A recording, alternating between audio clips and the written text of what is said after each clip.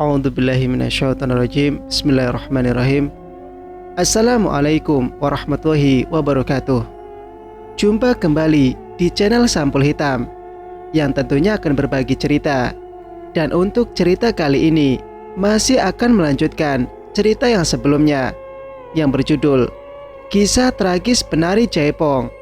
Cerita ini ditulis oleh Ocha Mariadi. Oke, tak usah berlama-lama. Bagaimanakah untuk kisah kali ini? Ini dia ceritanya. Selamat mendengarkan.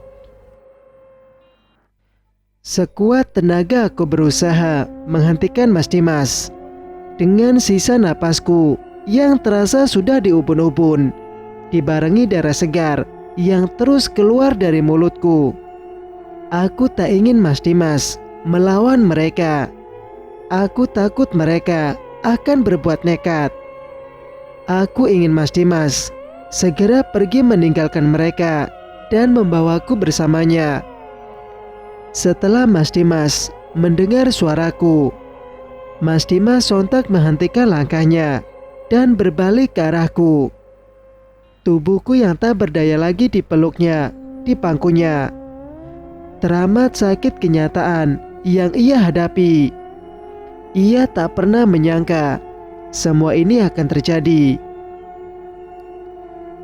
Sumi, sayang, yang kuat sayang, jangan tinggalkan aku, Kanaya dan Surya. Kami sangat membutuhkanmu sayang. Lirih Mas Dimas di sela tangisnya. Aku sudah tidak kuat Mas. Selamat jalan. Sampai jumpa di kelahiran berikutnya. Aku mencintaimu, sangat mencintaimu Mas, ucapku dalam hati sembari meraba pipi Mas Dimas yang dibanjiri air mata. Namun sebelum malaikat maut menjemput dan pandanganku mulai remang, Mas Bayu menarik Mas Dimas dengan paksa dan memegangnya. Lalu ia menyuruh Joko untuk melempar tubuhku ke dasar jurang sana. Dengan sigap, Mas Joko mengangkat tubuhku dan membawanya ke tepi jurang yang sangat dalam. Tanpa pikir panjang, ia melempar tubuhku dengan keadaanku yang masih bernapas. Tubuhku melayang dan jatuh menghantam bebatuan besar. Masih terlihat dengan samar bagaimana kejamnya wajah Mas Joko saat melemparku. Kakak laki-laki yang dulu sangat menyayangiku kini berubah menjadi monster, malaikat pencabut nyawaku. Tubuhku remuk di antara bebatuan dan pada akhirnya mataku tertutup untuk selamanya bersama luka dan perihnya nestapa. Sumi, teriak Mas Dimas sembari meronta dan berlari ke arah tepi jurang. Namun Mas Dimas tidak dapat melihat tubuhku karena dalamnya jurang tersebut. Ia hanya bisa menjerit, memanggil-manggil namaku, sungguh pilu. Mas Dimas berusaha untuk turut loncat ke dalam jurang tersebut mengikutiku. Namun kedua kakak beradik itu berusaha memegangi Mas Dimas agar tidak meloncat. Akhirnya amarah Mas Dimas tak tertahankan lagi. Ia melupakan persaudaraan yang terikat di antara mereka. Mas Dimas menghajar kedua kakak beradik itu dengan brutal. Keduanya nampak kewalahan dengan amarah dari Mas Dimas. Beberapa kali mereka mencoba menghentikan Mas Dimas, namun Mas Dimas tetap tak gentar ataupun bergeming. Dengan penuh amarah, Mas Dimas merebut golok yang ada di tangan Mas Joko dan ia mengarahkan golok tersebut ke arah keduanya. Mas Joko berusaha merebut goloknya kembali hingga terjadi perebutan golok di antara mereka. Sampai pada akhirnya yang tak pernah mereka inginkan terjadi. golok tersebut berbalik arah ke arah perut Mas Dimas. Dan tanpa sengaja, Mas Joko menekannya hingga merobek perut Mas Dimas dan sampai menembus hingga ke punggungnya. Mereka nampak terkejut, apalagi Mas Dimas. Wajahnya berubah jadi memerah, disertai keringat yang bercucuran dari wajahnya. Sakit dan perih ia rasakan. Mas Dimas, tidak Mas, maafkan aku, pekik Joko setelah melihat goloknya menancap di perut kakaknya sendiri. Joko, kau tega adikku, ucap Mas Dimas sembari tubuhnya ambruk ke tanah. Dimas, mengapa ini semua terjadi, Dimas? Seharusnya kau tak melawan kami, Dimas, ujar Mas Bayu sembari merangkul tubuh Mas Dimas yang bersimbah darah. Mas, aku hanya ingin bahagia bersama istri dan juga anak-anakku. Aku tidak ingin hal yang lainnya, Mas. Namun mengapa kalian tidak pernah sedikit pun sudi dengan kebahagiaan kami? Ucap Mas Dimas sembari memegang erat tangan Mas Bayu. Perihal harta kekayaan yang diwariskan kepada Sumi, itu memang benar-benar hak miliknya, Mas. Mas tentu masih ingat dengan seorang wanita yang sering menemui Bapak, tanya Mas Dimas. Iya Dimas, aku ingat. Ia adalah Nyi Lestari, ibu kandung dari Sumi. Ia adalah yang mewariskan semua kekayaannya, dan juga almarhum kekasihnya, anak seorang menir Belanda. Kita tidak punya apa-apa selain grup Jaipong yang dipimpin oleh Bapak. Namun Sumi berencana menyerahkan seluruh hartanya kepada kalian. Yang terpenting baginya hanyalah kebahagiaan dan kedamaian saja. Hal-hal duniawi tidak terlalu penting baginya, jelas Mas Dimas. Benarkah yang kau katakan itu, Mas? Timpal Joko. Benar. Aku berani bersumpah demi almarhum Bapak. Namun semua itu tidak cukup bagi kalian. Kekuasaan dan keserakahan terlalu memasuki jiwa kalian, hingga kalian tega menyiksa dan menghabisi Sumi, adik perempuan yang dulu kalian cintai, ucap Mas Dimas lagi, membuat keduanya diguncang rasa penyesalan. Tidak, ini tidak mungkin, Dimas, ujar Mas Bayu seolah tak percaya.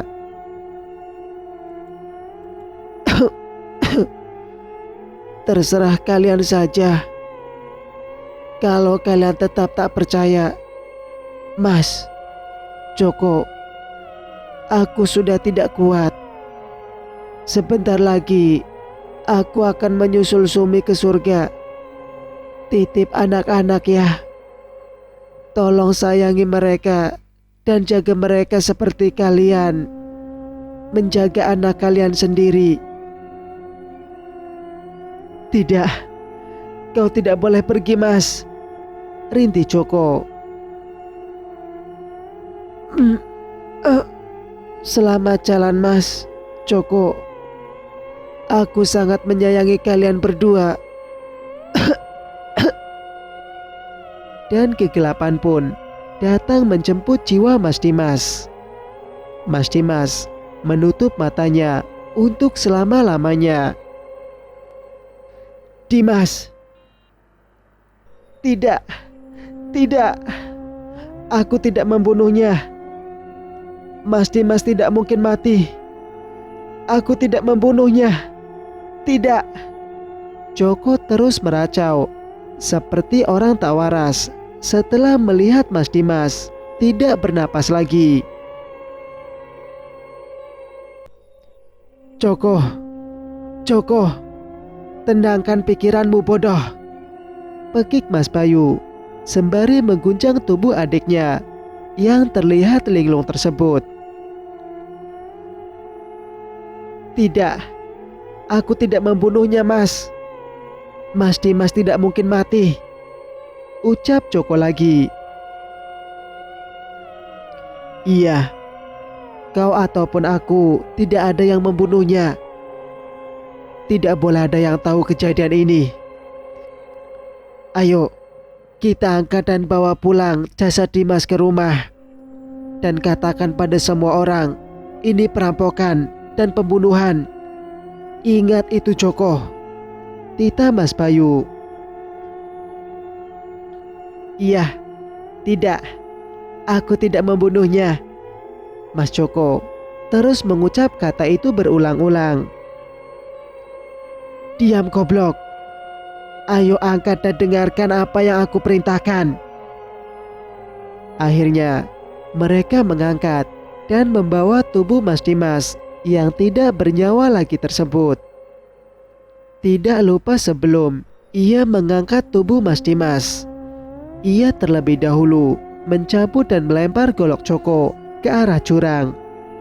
Suara dari burung hantu serta burung gagak tak henti-hentinya saling bersahutan.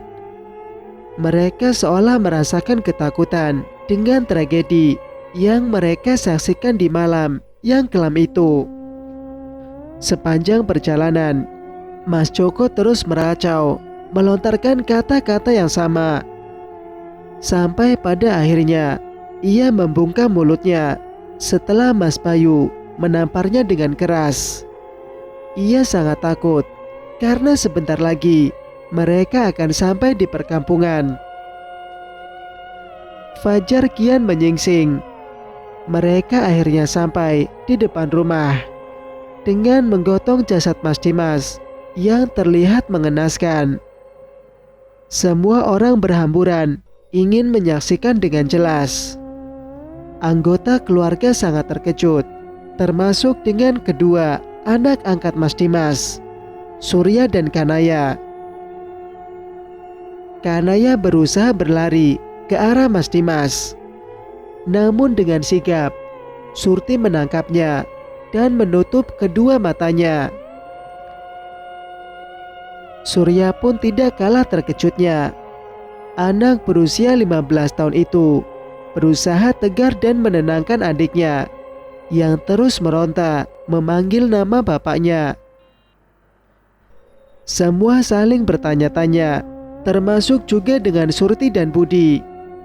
Mereka tak pernah menyangka dengan apa yang telah terjadi dengan majikan sekaligus sahabatnya tersebut. Apa yang telah terjadi dengan Mas Dimas, Mas Bayu? Dan Mbak Sumi, kemana ia, Mas? Tanya Surti penuh selidik.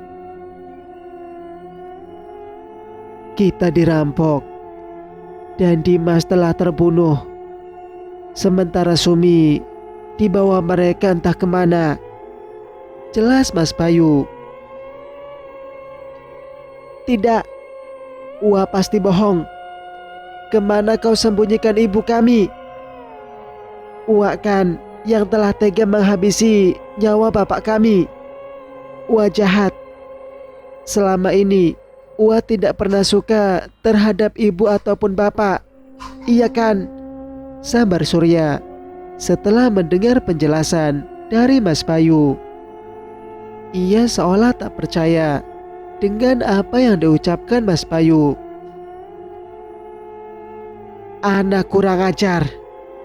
Beginikah balasanmu atas kebaikan yang telah keluarga kami berikan kepadamu, anak penjahat. Aku memang anak dari seorang yang jahat.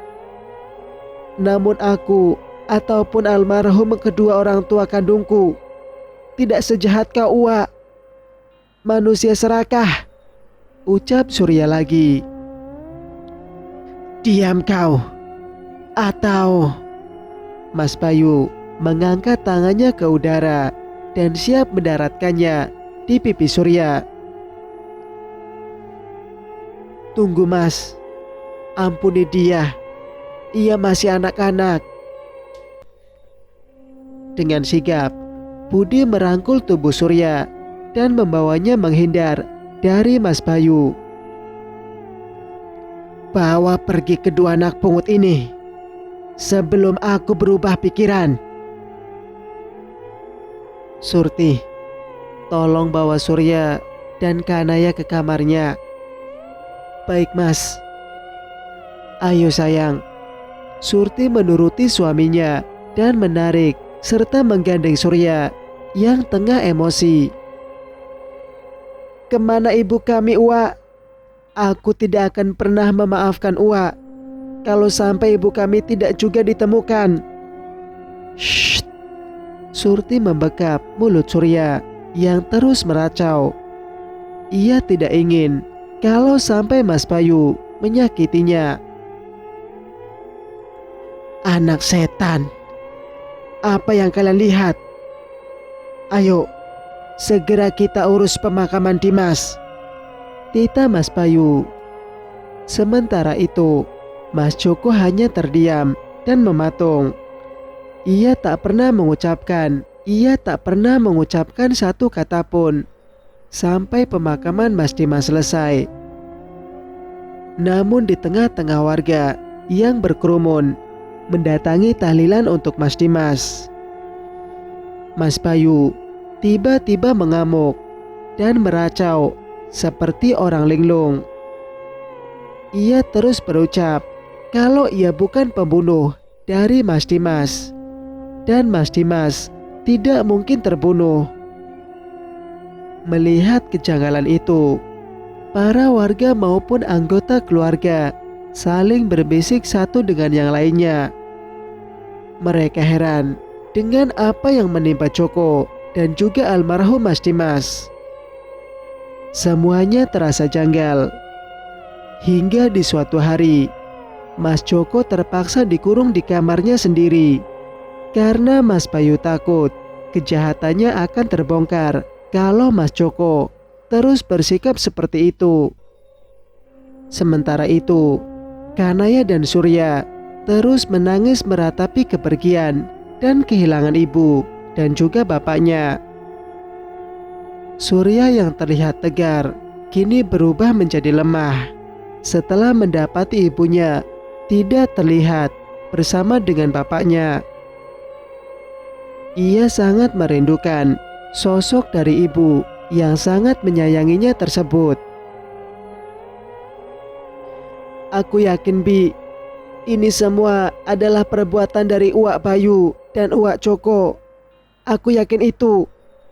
Surya tiba-tiba memukul meja dengan keras dan melontarkan kata-kata tuduhan untuk kedua kakak beradik itu. Surya, kendalikan dirimu sayang. Jangan kau biarkan dirimu dikuasai oleh amarah dan dendam, ucap Surti yang tengah menidurkan Kanaya. Tidak, Bi. Aku yakin akan hal itu. Jahanam, aku akan menghabisinya. Surya meraih golok Mas Dimas dan ia bergegas mencabut golok itu dari sarungnya. Lalu ia bersiap membunuh Mas Bayu. Surya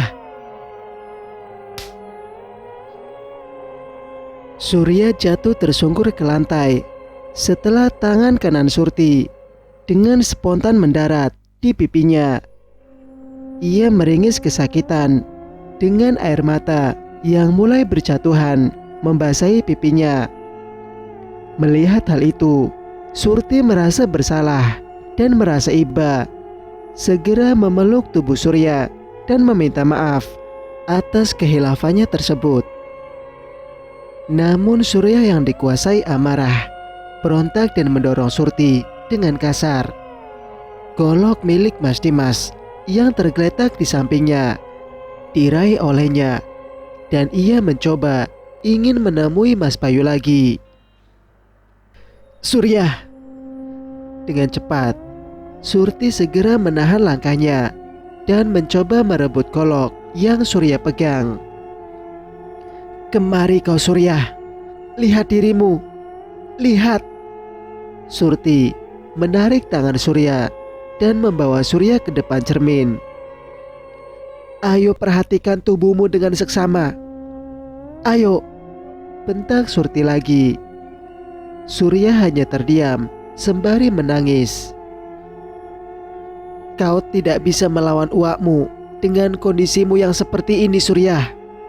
Kau ingin mati konyol. Kau ingin nasibmu sama seperti bapakmu. Lihat tubuhmu, lihat tanganmu, tubuhmu yang kecil, serta tanganmu yang lemah. Tidak mungkin mampu melawan uakmu yang kekar dan berotot.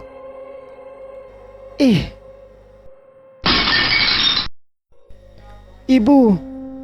Si kecil Kanaya terbangun setelah Surti berhasil merebut golok dari tangan Surya dan melemparkannya begitu saja. Dengan cepat Surti menghampiri serta menenangkan Kanaya yang menangis ketakutan, sembari terus menyebut nama ibunya. Sementara itu, Surya hanya terdiam di depan cermin sembari menundukkan kepalanya. Bibi tahu apa yang kau rasakan Surya.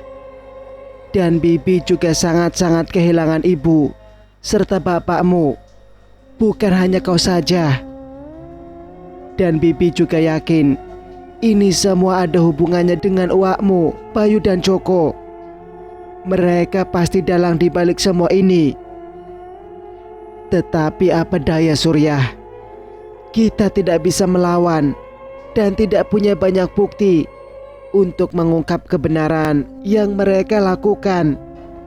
Surya, sayang, bersabarlah. Kendalikan emosimu. Papa dan ibumu pasti tidak ingin kau seperti ini sayang. Surti terus menasihati Surya. Tapi Bi, ibu kemana? Aku merindukannya Bi. Apa yang telah terjadi dengannya Bi? Surya, sayang, ayo kemari. Bibi. Surya mendekat dan memeluk Surti dan Kanaya. Tangis mereka pun pecah, tak tertahankan lagi. Bagaimana tidak, mereka merasa sangat kehilangan sosok seorang yang amat mereka sayangi selama ini. Sementara itu, di tempat tubuhku dilempar, lebih tepatnya di bawah jurang yang dalam dengan dipenuhi bebatuan besar serta semak belukar, atau penduduk setempat menyebutnya jurang iblis, tempat para lelembut dan siluman bersemayam. Di tengah malam di malam Jumat dan bertepatan dengan malam 1 Suro, tiba-tiba saja muncul seekor ular yang cukup besar, dan konon ular tersebut adalah siluman ular penunggu tempat itu. Ular besar tersebut mendekati tubuhku yang hancur serta bersimbah darah.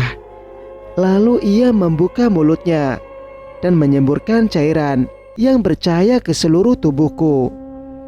Tubuhku tiba-tiba terangkat ke udara dan berputar-putar beberapa kali, lalu kembali diturunkan dan diletakkan di atas batu yang cukup besar. Bangkitlah anakku, ucap sosok ular besar tersebut.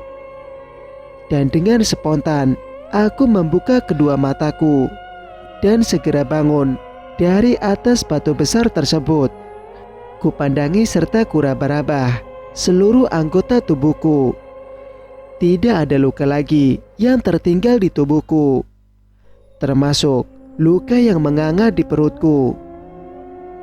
Aku yang merasa bahagia sekaligus heran mencoba mencari sumber suara dari sosok ular yang berbicara kepadaku tersebut. Walau aku merasa sangat ketakutan setelah melihatnya. Aku terkejut setelah melihat sosok ular yang sangat besar. "Jangan takut anakku," ucap ular tersebut setelah melihatku jatuh tersungkur karena ketakutan. "Kaukah yang telah menyelamatkanku, Ibu?" kataku gemetar. "Iya anakku." Aku sangat terkejut setelah melihat ular tersebut berubah menjadi seorang wanita yang sangat cantik jelita. Wanita itu berkebaya merah, begitu anggun dan penuh aura yang bercahaya. "Kenapa kau terlihat terkejut sekali anakku? Aku adalah Nyi Roro Ageng, atau pengikutku menyebutku Nyi Sanca." "Oh, kaukah Ibu? Mohon maafkan aku, dan terima kasih banyak Ibu telah menyelamatkan nyawaku," ucapku sembari bersujud kepadanya. Cerita pun bersambung. Bagaimana menurut pendapat kalian? Jika kalian suka dengan ceritanya, jangan lupa untuk like, komen, dan subscribe channel ini agar bisa mendengarkan cerita-cerita berikutnya. Wassalamualaikum warahmatullahi wabarakatuh.